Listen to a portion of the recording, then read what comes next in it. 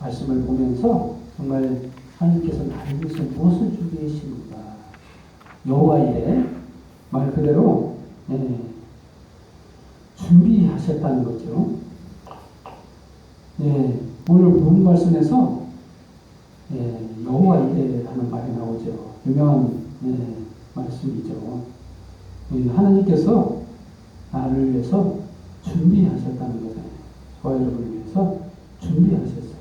도대체 무엇을 준비하셨을까? 오늘 본문 말씀을 보면서 정말 하나님께서 우리의 인생 가운데, 우리의 삶 가운데서 도대체 무엇을 준비하셨는가? 정말 그래서 그 여호와의 산에서 준비되리라. 이게 이제 이 산에서 나중에 성전이 들어서게 되죠. 이 산은 모리아산이라고 하는데 이 산에서 바로 나중에 솔로몬이 성전을 건축하는 그 산이 되죠. 그래서 그 의미가 깊은 곳이라고 볼 수 있습니다. 우리들에게는 인생 가운데 많은 테스트, 시험이 올 수 있어요. 그런데 정말 견디기 힘든 시험일 수도 있고 정말 말도 안 되는 시험일 수도 있어요. 인생 가운데 오늘 그 본문에서 아브라함은 정말 그때 당시에만 이해되는 거죠. 요즘 시대에서는 아들을 제물로 바치라라고 하면 좀 문화적으로 좀 안 맞아요. 그 옛날에는 그나마도 인신 제사가 있었어요. 신께 제물로 바쳐라. 인신 제사가 있었기 때문에 그러한 배경 속에서 아브라함은 살아왔습니다. 그래서 그 신에 대한 신을 예비하기 위해서 자녀를 바치라 하면은 바칠 수 있는 배경, 그런 배경 가운데 좀 있어요.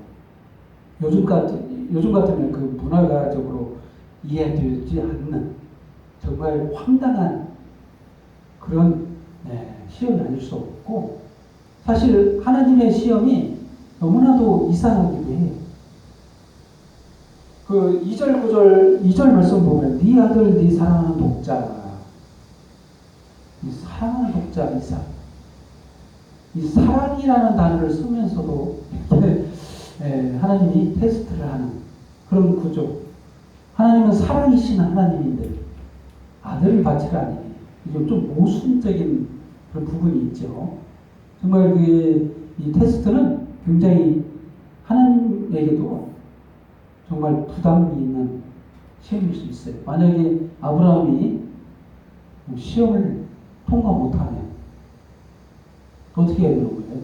도대체 이 믿음의 조상 아브라함이라고 해야 되는데 아브라함이 시험을 통과 못했다라고 했을 때는 굉장히 큰 위험 부담이 있었어요. 그런데 다행히 아브라함이 젊었을 때 시험했다면 이 시험 통과 못합니다. 그런데 산전수전 다 겪고 나이가 지금 110 몇 세 정도 16세나 뭐 이 정도 됐을 겁니다. 17세 정도.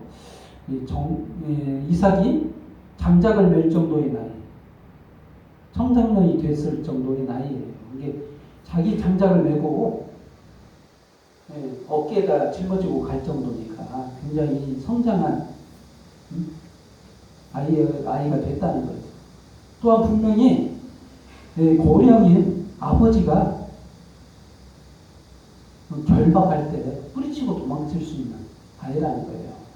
이삭도 또한 시험이에요. 이삭도 시험. 이 아브라함만 시험이 아니라 이삭도 시험인 거예요. 이게 아버지가 결박하고 있을 때 죽이려고 할 때 충분히 도망칠 수 있는 참 순한 어린 양처럼 반듯하게 번제물 위에 누워있는 거, 이것도 힘든 일입니다. 근데 아브라함도 그러지만 이삭도 더 대단한 거예요, 사실상. 근데 여기서는 아브라함의 시험에 대해서만 초점을 가지고 기록하고 있죠. 아브라함이 이 시험을 예, 왜 통과할 수 있었는가. 정말 그래서 그 하루를 잠을 잤어요. 하나님이 명령, 예,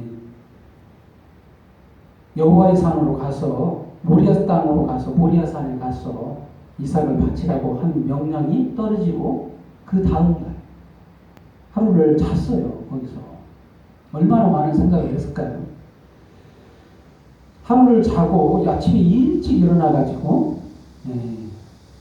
두 종을 데리고서 번제물을 쓸 나무하고 이삭을 데리고 모리아산까지 가는데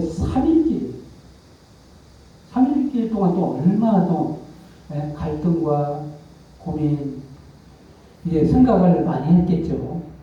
그러면서 결국에는 아브라함이 하나님의 말씀을 순종해요.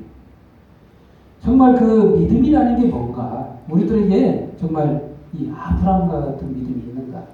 우리들 그 믿음이 있다 하면서 행동으로 보여준 사람이 바로 아브라함이라고 볼 수 있어요.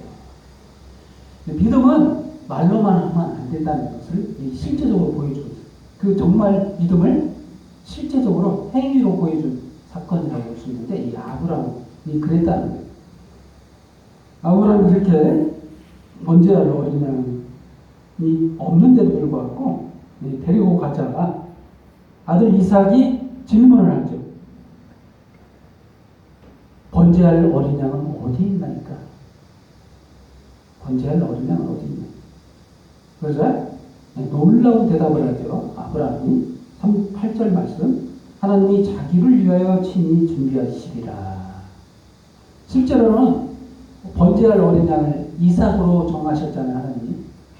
그래서 바치려고 하는 거잖아요, 지금.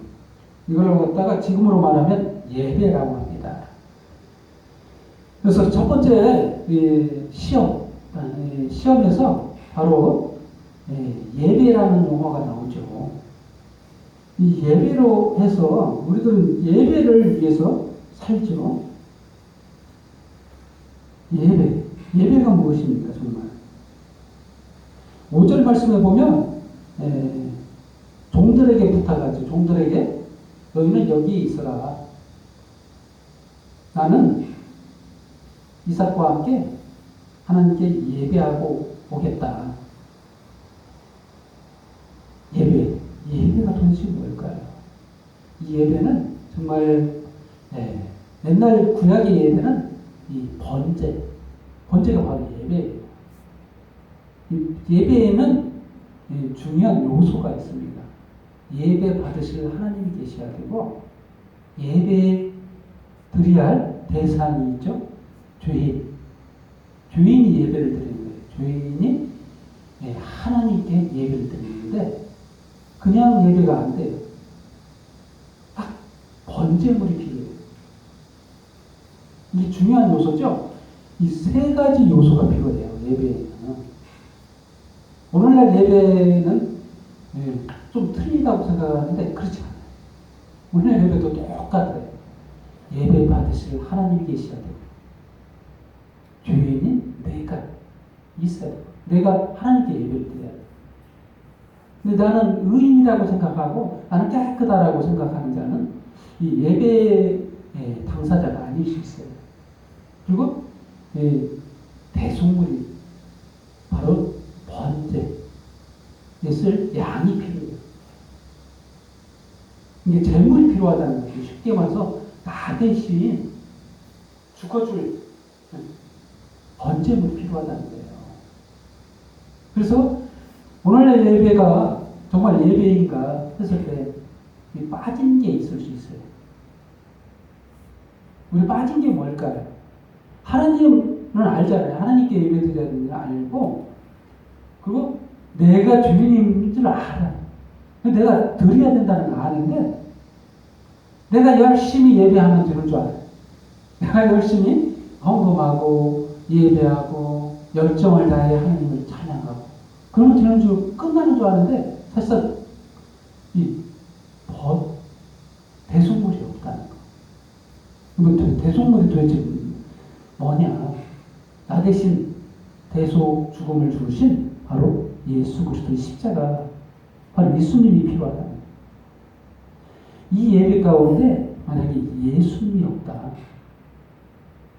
나 대신 속죄하신 예수님의, 그리고 우리 이 시간으로 다시 가져와서 우리가 예배 드릴 때 어떻게 해야 되는가? 어떻게 예배를 드려야 되나? 그러면 뭐 돌려 말하지 않고 믿음을 가지고서 예배를 드려야 돼요. 믿음 있는 예배. 바로 예수 그리스도가 나를 위해서 십자가에서 죽어주시고, 나를 위해서 3일날에 부활하시고, 나를 완전케 하시기 위해서 다시 오실 예수를 믿느냐, 안 믿느냐. 만약에 그 믿음이 없이 세상 가운데 모임과 같이 똑같이 모여서 희희낙낙거리고 즐겁게 예배드리고 거기에 믿음이 없는 예배가 있다면 그건 예배가 아니에요. 구성 요소가 빠졌어요. 그런데 믿음이 있는 자가 정말 하나님의 나를 구원해 주신 그 은혜를 기뻐하며 즐거워하며 하나님 앞에 감사의 찬양과 예배를 드릴 때 이 예배는 정말 정확한 온전한 예배가 돼요. 아멘. 지금 우리가 지금 시험 가운데서 이 예배라는 용어를 다시 말하면서 그 예배에 대한 얘기를 정의를 내렸는데, 정말 이 예배 가운데 왜 이렇게 아브라함을 힘들게 하시는가? 하나님은 이 예배가 이건데 정말 왜 이삭을 바쳐서 예배하시려고 하는가?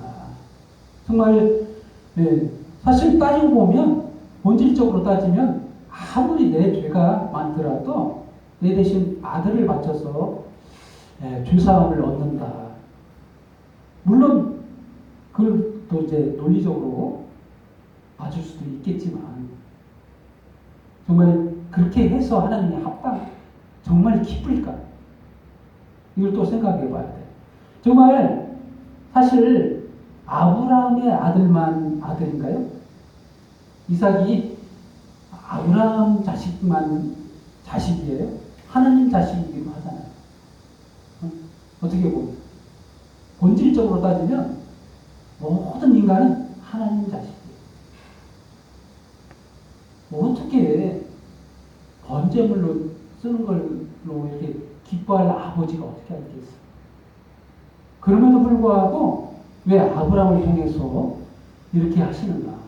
사실 하나님의 의도가 있다. 하나님께서는 준비하고 계시다는 거예요. 오늘 그 여호와 이레처럼 아브라함이 마지막에 정의를 내리는 것처럼 하나님은 준비하신다. 뭘 준비하시는가? 바로 저와 여러분의 구원을 준비하는 것이다. 정말 놀라운 거죠? 그래서 두 번째로 한 순양, 13절 말씀이죠. 준비하시죠. 아브라함이 눈을 들어 살펴본 적 한 순양이 뒤에 있는데 뿌리 수풀에 걸려 있는지라. 사실 이삭을 아브라함이 이제 칼을 들고 죽이려 하고 진짜 예배를 드리려고 했어요. 근데 하나님께서 만류하셨잖아요. 이렇게 되면 예배가 틀어졌잖아요.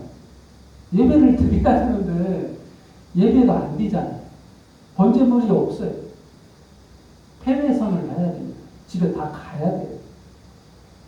예배 못 드렸어요. 그래야 될 상황에 하나님이 순양을 준비하셨다. 의미가 깊죠. 바로 예수 그리스도를 우리에게 준비하신 하나님 바라본 거예요. 아브라함은 그때 당시에 이미 하나님이 예수님을 준비하셨다는 것을 성령의 감동으로 깨닫고 여호와 이레라는 말을 남기죠. 이 글을 남긴다는 게 굉장히 놀라운 거예요. 하나님에 대한 이 정의를 내렸다는 거예요. 하나님께서는 준비하시는 분이다. 응? 준비하시는 분이다. 저와 여러분에게 뭘 준비하시는 건가? 우리 인생 가운데 예수님만 준비하시는 게 아니에요. 저와 여러분을 구원을 위해서 가장 중요한 예수님도 준비하셨지만 우리 인생 가운데에서도 우리를 위해서 항상 준비하고 주시려고 우리는 그걸 기대하면서 하는 저와 여러분이 되어야 되겠습니다. 그래서 순양, 여기서 한 순양이 나오는데 이 순양은 바로 오늘날 예수 그리스도를 예표하는 그러한 놀라운 말씀을 우리에게 주시고 계시죠. 정말 아브라함 한 사람의 인생을 통해서 우리들에게 메시지를 전하고 있는 거예요. 저와 여러분에게도 똑같이 준비하시고 계시다. 바로 구속주이신 예수 그리스도뿐만이 아니라 우리 인생 가운데 모든 것을 준비하고 예비하시고 주시는 하나님. 그 하나님이 바로 하나님이시다는. 그리고 세 번째로 니시가 승리하리라. 하나님께서 두 번째 여호와 하나님께서 아브라함을 부르시죠. 아브라함을 불러서 하신 말씀이 뭐냐면 니시가 맹세하죠. 니시가 큰 복을 받고 번성하여 하늘의 별과 같고 바닷가의 모래와 같게 하리라. 니시가 그 대적의 성문을 차지하리라. 17절 말씀. 니시로 말미암아 천하 만민이 복을 받으니 이는 네가 나의 말을 준행하였습니다. 이렇게 말씀하시죠. 여기서 니시 이 두 가지 메시지를 담고 있어요. 아브라함의 순종. 아브라함의 순종 뒤에 또 누가 있냐면 예수 그리스도의 순종이 있다는 것을 아셔야 돼요. 여기서 이렇게 말씀하고 있죠. 18절 중반 끝부분 쪽에 네가 나의 말을 준행하였습니다. 정말 순종했다는 하나님 말씀에 순종했어요. 아브라함의 순종에 대해서 알죠. 이삭을 하나님께 바쳤다는 것을 오늘 본문 말씀에서 읽었으니까 이해하시죠. 근데 예수님이 뭘 순종했다는 거야. 예수님이 하나님으로서 이 땅에 인간으로 태어나셔서 아들로 오셔서 아버지의 하나님 아버지께 순종했다는 거예요. 뭘 순종했냐? 십자가에서 죽어주셨어요. 인간의 모든 죄를 대신해서 어린 양이 되셨어요. 오늘 본문 말씀처럼 순양이 되셨다는 거예요. 그래서 그대로 번제물이 되셨다는 거예요. 이게 순종이에요. 이게 오늘 본문 말씀 니시가 그 대적을 성문을 차지하리라. 네가 나의 말을 준행하였습니다. 복을 받는다는 아브라함의 순종에서 복을 받는 게 아니라 예수 그리스도가 아버지의 말을 순종해서 십자가에서 죽어주신 이 대속의 죽음을 죽어주셨기 때문에 복을 주신다. 모든 믿는 자가 복을 얻는다. 이 메시지가 지금 창세기 22장에 이렇게 기록하고 있는 거예요. 어떻게 보면 니시라고 했을 때 오늘 아브라함의 결박해서 죽이려고나 아버지의 순종한 이삭을 순종으로 바라볼 수도 있겠지만 그림자예요. 이삭은 그림자예요. 예수 그리스도의 그림자예요. 아버지의 말에 반항하지 않고 어린 양처럼 순하게 그냥 그 결박에 순순히 따랐던 그 이삭의 모습을 보면서 예수 그리스도의 모습을 봐야 돼요. 예수님이 그렇게 했다. 아버지의 말에 순종해서 그대로 십자가에 죽어주셨다. 그래서 그 우리들에게 구원이 믿는 자에게, 모든 믿는 자에게 승리를 가져다 주는 인류 역사상 가장 큰 이벤트가 우리에게 주어진 거예요. 하나님 아버지가 우리를 사랑한다는 증거는 뭐냐? 바로 십자가예요. 우리가 아무리 오늘 찬송가에서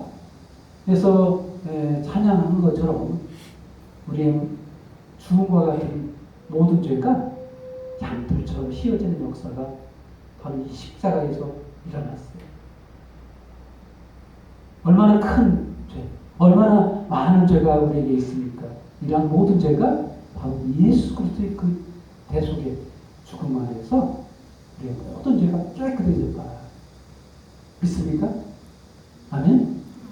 그 믿음 안에서 우리가 예배할 때 이 예배는 합당한 예배가 되고 온전한 예배가 되고 하나님이 받으시는 직한 예배가 되는 거예요. 그 믿음이 없으면 이 예배는 헛된 예배가 되고 하나님 앞에 너무나도 가증스러운 예배가 될 수 있어요. 아까 얘기했죠? 예배의 구성요소. 예배를 받으실 하나님. 교인인 나. 그 중간에 바로 번제물이 예수님이 있어야 된다. 이 믿음이 있어야 된다. 내가 하나님 앞에 온전히 당당하게 설 수 있는 것은 바로 예수님의 보혈의 피 때문이다.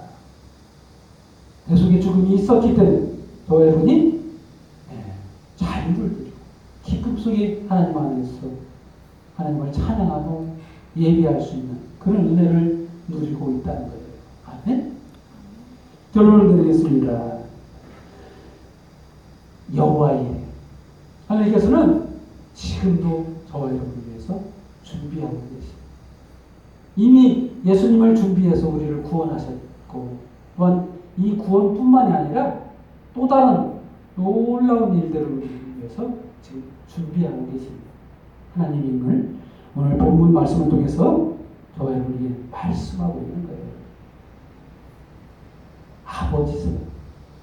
아버지가 자녀를 위해서 준비하는 게 맞습니다. 당연히 우리는 테스트도 받고 힘든 시험을 하기도 하고 하지만 꿋꿋하게 이겨내고 오로지 예수 그리스도의 대속의 은혜 안에서 그분 안에서 모든 것을 견디며 준비한 그 준비가 하나님께 복이 되고 저와 여러분에게도 복이 돼서 큰 은혜는 우리에게 다가온다는 것을 오늘 본문 말씀을 통해서 저와 여러분에게 말씀하고 있는 겁니다. 아멘? 그래서 저와 여러분이 꼭 기억해야 될 것은 이제 믿음을 가지고서 이러한 모든 하나님의 준비하신 그 준비답게 우리가 순종하는 그런 저와 여러분들에게 예수님의 이름으로 축원드립니다. 기도하겠습니다. 하나님 아버지 감사합니다. 부족한 저희를 택하시고 주님의 자녀로 삼아서 많은 것들을 주셨음에도 불구하고 아직도 저희들에게 주시려고 준비하신 하나님, 아직도 지금도 준비하신 하나님 너무나도 감사합니다. 항상 주님의 그 크신 은혜를 기억하게 하사 살아가는 모든 날 동안 주님의 은혜 속에 주의 성령의 보살핌 속에 돌보심 속에 살아가게 하시고 항상 믿음 안에서 기쁨 속에 즐거움 속에 자유를 누리고 행복하게 주님 오실 그날까지 살게 하옵소서. 모든 영광 주님 앞에 돌려 예수님의 이름으로 기도합니다. 아멘.